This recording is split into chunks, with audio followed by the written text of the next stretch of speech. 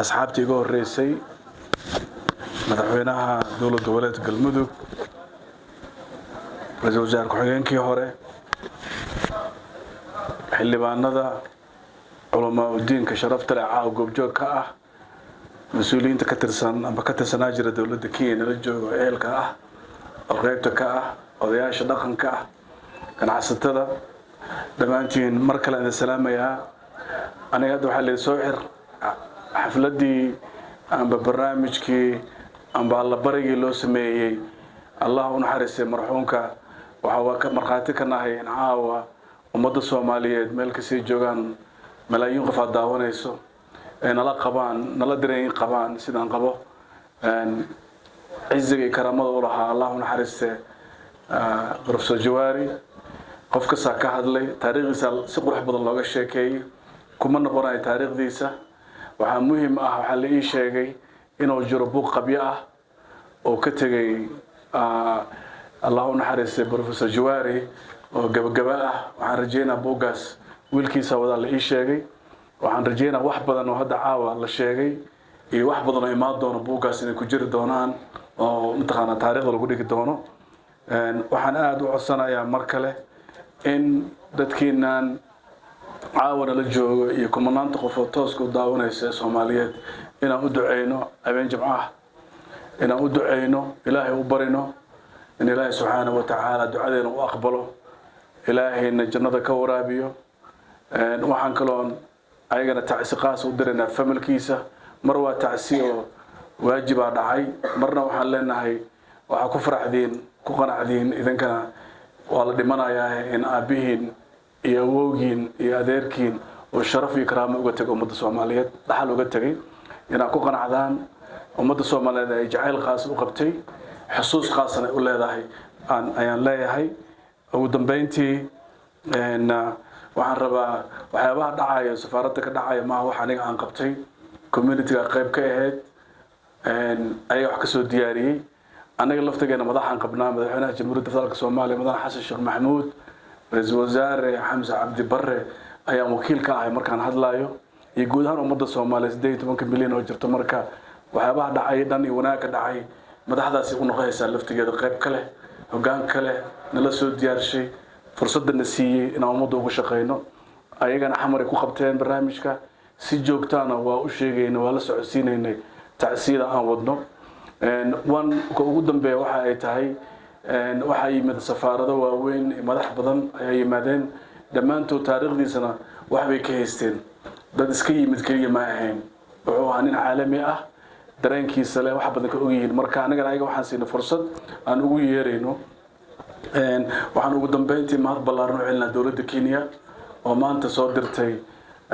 daaragtada Afrika ee wasaaradda ka jiro oo asoo wakiilka dowladda iyo xaalad iska culus jirta dalka gudihiisa inay yimaadaan maanta ay tacsi gutaan waxay kale codsadeen caawa inaysan imaan karin duruufo jira awgeed laakiin ballanta waxayd inay ka soo qayb galaan laakiin maanta yimaadeen ayagoo wakiilka ah officialka ah dowladda Kenya wakiilka ah maalintii Isniintan waxaan rajaynaynaa inuu yimaado gudoomiyaha baarlamaanka oo maalintii ugu dambeysay booga la saxiixaya inuu asaga saxiixo marka xaqiiqda dowladda Kenya si sharaf leh oo karaamo leh ay nagu xushmaysay qayb ka ahayd Jawaarina aad buu yaqiineen ayagana aad iyo aad ayaan u mahad celinayaa waxaan kaloo mahad ugu dambeysay aan ku soo afjaraya waxa ay tahay dhalinyaradii ka tirsan jaaliyadda Soomaaliyeed ee barnaamijkan habeenimo u soo jeedo qayb ka ah qabanqaabadiisa dhammaan diblomaasiyiinta iyo shaqaalaha safaaradda oo ayaguna habeenimo u soo jeedo barnaamijkan aad u mahadsan safiirka oo qaban kara ma laha haddii safaaradda aysan dhicin waxa kaloo idana mahad ballaaran leh ganacsatada Soomaaliyeed safaaraddan quruxda badan leh ee caawa aan joogno oo aan hotel la dhahayn waqtiga ka dhamaaday saacadda aan joogi karno waagna ugu bari karo dhulka aniga aan leenahay askari u soo gali karin qof kasta nagu xushmeenayo sharafteeda ay leedahay waxa dhisay qarash geliyay ka shaqeeyay ganacsatada Soomaaliyeed ayagana aad ugu mahad celinaynaa muhiimadda ay leedahay ma qiyaasi kartid in gurigaaga caawa adigoo joogto saacadda aad joogi kartid oo cid kugu haysta aysan jirin quruxdan badan qabtay jirta ayaa ka shaqeeyay annagana waa abaal aan u haynaa waxaan ku muujinaysaa shacabka Soomaaliyeed ee ku dhaqan Kenya inay yihiin dad isku kalsoon dad isku dhagan dad isla socdo meelaha qaarkood dareena ka jiro duruufo badan iska haysa dadka laakiin wada shaqeyn xoog lahaa jirto oo ka shaqeyntiisa leh marka xaqiiqdii ummadda Soomaaliyeed aan ugu nimid meeshan oo senatarka nagala joogay dadka badan nagala joogaan iyo suldaanka nagala joogo waaska nagala joogo xaqiiqdii waxaan kaga mahadcelinayaa idinka laftigiina fursadana siiseen inaan meeshan sharaf iyo karaamo ummadda Soomaaliyeed ku ganacsato nolol ku leeyihiin ee ka sameystaan arrin ka baxsan jirto laba eray aan ku soo afjaraa oo la isweydiiyo waxa iska jira duruufo badan oo dhacay dad badan oo ganacsigooda la gaarsiiyay Soomaali ah meesha Mombasa waxaan idin xaqiijinaa dawladda Kenya aad uga shaqeynaysaa xiriir naga dhaxeeyo safaaradda aad uga warhaysaa qof hadda naga dhintay oo toos ma jiro laakiin hanti badan oo Soomaaliyeed ah qasaartay laakiin maxkamadda iyo dacwada socotay hawshaas si joogto ah nagala shaqeeya caawa waxa la soo gaartay in deegaan Kakuma magaalada banaankeeda ah in dad Soomaaliyeed lagu dhibaateeyay gabar ku dhimatay 18 sano jirto wala xaqiiqadeeda ma hayno laakiin macnaha waxa ay tahay waxa ka dhaca dalkan step aan la soconaa waxaana mahaddeed iska dawladda Kenya oo noo ogeysiiso noo sheegto nala socodsiiso marka waxaan ku talinaynaa hadii waqti la gaaro maadaama caawa isla joogno in uun safaaraddu ay aad ka warhaysaan way ka duwan tahay xaaladii aan ku jirnay waa safaarad awood u leh aqoonsi buuxsan haysato kalsooni badan ka haysta dawladda Kenya in hadii aad u baahataan shaqo la qabanayo haddii qof jiro Soomaaliya si qaldan ku xiran haddii qof Soomaali dhibaato ku haysto isbitaal haddii dhibaato culays jiro waxa uu furanta safaaradda culays inay qaado way marka inay ogaataan inaan habeenimo maalin furan tahay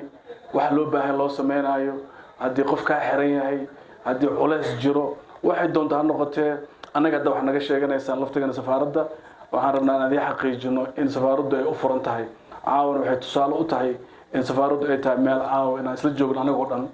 oo ku wada nool oo ku wada mataqaanaa ilaahay uga baryayno gudoomiyaheeni Allah una xariistee marka taasna waxaan rabaa inaan ku sii adkeeyo oo dareentaan in hadda ka bacdi aadan u arkin kaliya safaaradda oo aragtaan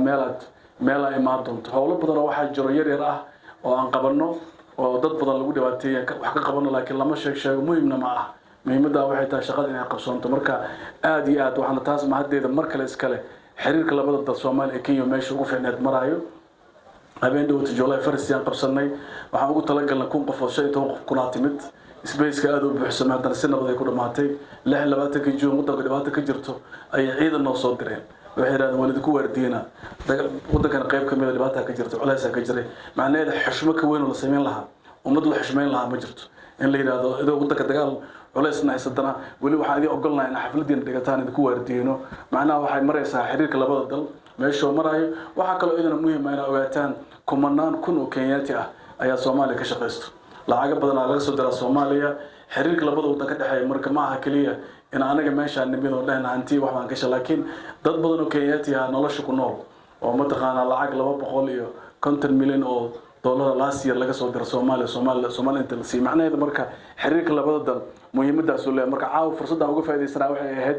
inaan ogaataan xiriirka inuu fiican yahay safaaradda mas'uuliyadda ay tahay idinkana ay tahay meel aan leedihiin oo nagula xisaabtantaan oo noo timaadaan waxa nooga baahan sameysaan wixii qalad dhacay ka caawinaan kala shaqeyno shirarka lagu qabsan karo xafladaha lagu qabsan karo haddii xataa loo baahdo dadka ay leeyihiin barnaamij qaas aan qabnaa meeshaan quruxda badan leh lacag kuma fadhiyo adiga iska leh saacad darta waxa dhigi kartaa barnaamijkaas ay safaaradda qabanaysaa qabsanaynaa inaan meeshaas aan dhalinyarada shir ugu qabanaan rabnaa lacag kaaga ma baxayso oo kugu taageerina oo kula shaqeynayna hadii Ilaahay raalli ka dhigo waa dhul ummadda Soomaaliyeed marka ugu dambeyntii waxaan rabaa hadalkan ku soo gabagabeeyo inaan qalbiga caawa u furno Ilaahay u barino Ilaahay subhanahu wa ta'ala inuu u naxariisto jannada ka waraabiyo waxaana shaki iga jirin Ilaahay aqbali doono insha Allah aqbali doono ducada caawa u fidano assalaamu calaykum wa rahmatullaahi wa barakaatuh